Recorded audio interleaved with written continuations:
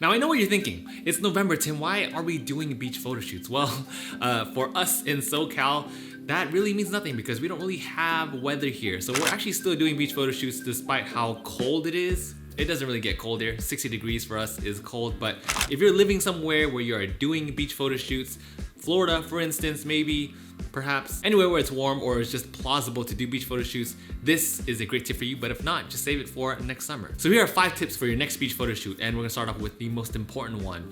Watch your sun placement. And what I mean by this is when you're placing the sun behind your subject, you really wanna watch to see where the sun is peeking through. And that's a problem because if it peeks through at a wrong angle or if you blow out your subject, that's gonna be a problem that is unsolvable or very, very difficult to fix in post. Arguably, if you don't get this right, your pictures are going to be unsalvageable because it's going to cause this really hazy glow around your subject's face. And then on top of that, the highlights are going to be completely blown out. Ooh, perfect example, using my reflection that you can see in the background of my 120D. Let's say that light is the sun. So I'll take a ton of pictures of the camera angle that you see right now, so them positioned directly in front of the sun, and then I'll angle myself so that way you can kind of see the sun peeking through a little bit here, a little bit here, a little bit here, and then I'll also adjust my f-stop as well. Reason why is because when you're adjusting your f-stop, you'll have different sun flares and different shapes of the sun in the background, so sometimes you'll see really nice sun flares if that's something that you're looking for. But other than that, if you're working with families, typically you don't even have room or time to do that, so I'll just take different angles of them, kind of peek out here. Maybe I'll do one completely blown out so I have that as my measurement, and then I'll have one where the sun's like that, like that, like that, like that, and just all the way around, sometimes even through like the neckline or the shoulder line. That way you have a ton of flexibility in post. So either way, you are covering all your bases.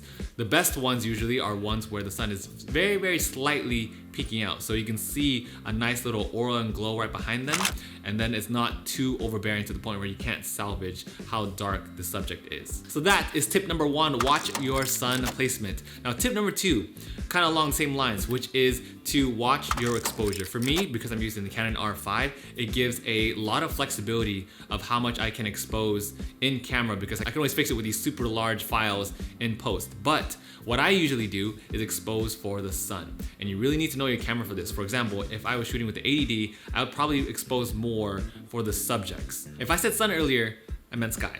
But the reason why that's important is because the reason why your couple is booking you at this specific location, or maybe if you recommended a certain beach, why they are going with that recommendation is because they want to see, on top of like the families and the couples and whoever you're booking with on top of themselves, they want to see beautiful scenery.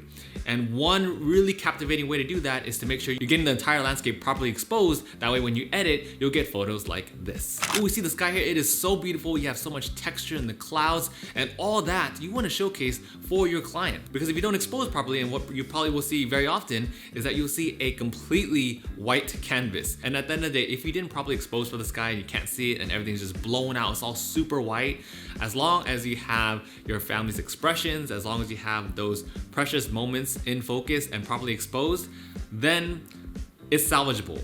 You know, the white sky is something that's kind of secondary, and of course priority is going to be expressions, moments, actions, expressions, all that will take priority over landscape. But if you get that second part in, if you get properly exposed sky and you just see this vast, beautiful beach, I'll tell you right now, that is going to be one photo that your client is going to love to blow up and take that and decorate throughout their entire home. So that is tip number 2, which is knowing your camera and properly exposing for the right conditions. For me, for the Canon R5, I like to expose for the sky because I can always bring up the dark shadows and expose for my subjects in post in Lightroom. If it comes down to it and you don't fully know your camera yet and you're on a shoot, a quick emergency escape plan, I guess, for lack of a better term or phrase, take a couple test shots of yourself or whoever's on scene. All you need to do is like a range of 5 photos maybe, of making you dark and then making you bright, and then send those photos over to your phone, edit them real quick, and see which one turns out best.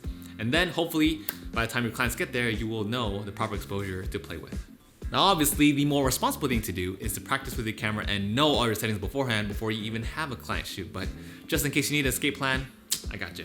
Now so far, we've been talking just about camera settings, exposing properly for the sky, and watching your sun placement, but now gets to the fun part. So tip number 3 is that when you are photographing at the beach, if your families or couples, if they are okay with incorporating the sea, and if they're okay with getting wet, make sure you do those photos towards the end. Don't make the same mistake that I did. I have done this maybe 2 or 3 times, and I definitely regretted it towards the end, but I kind of had to just go with the flow, literally, and work with it. Once your couples are soaking wet by playing around on the beach, there is no turning back. You cannot take dry photos anymore. Or if you do, it's probably just gonna be, a waist up shots. Always take your creative shots with incorporating the sea and running through the water near the end of your shoot, or at least after you have all your staple shots. And what I mean by staple shots, safe shots, whatever you want to call them, these are the photos that the families want. These are the bread and butter, right? Just them having a classic smile, standing together, hugging each other on the beach. Make sure you have all your combinations, mother and daughter, father and son, father and daughter, mother and father, have all those combinations done with, and then once every one of your dry shots are done with, then you can go ahead and incorporate the sea. Those shots end up being my favorite shots because I just love photographing water. My entire wall right here is all water. Every single one of those photos that I framed unintentionally all incorporate water. So with families too, I always love incorporating water because it gives so much texture and it just is way more playful and way more fun. That doesn't mean that if you're taking client photos that they have to get wet. It's just that the photos where they are okay with playing around the water, they usually end up being a lot more creative, a lot more fun overall. So that leads me to tip number 4. When you are at the beach invites playfulness because you'll have a lot of families there just having a good time. You have kids running around, playing in the sand, making sand castles. You have people playing football or just enjoying the beach. So when you have that huge playful environment, capitalize on that. That is tip number 4, which is to really utilize the atmosphere of the beach. The beach invites playfulness overall. Versus the city, you can't really play around too much in the city, right? Because then you have cars, you have traffic, you have construction going on. See how that environment isn't as playful as the beach, right? At the beach, you have sand, you have water, you have the sun, you have the tides going in and out. There's so many things to play around with. You have birds flying around. So when you have the atmosphere, really try to showcase those emotions and have your couple chase each other, have them play tag, have them hold each other's hands, and especially when you're doing an engagement session, have that classic walk along the beach. I think that's why I love taking pictures at the beach so much. So many of my photos, I always recommend the beach when clients ask which locations to shoot at. I love recommending beach because beautiful sunset, and it's just overall so inviting, it's so comforting, it's so fun. A lot of the times actually when I'm shooting at the beach, I give less direction because the couples, the families are just doing their own thing.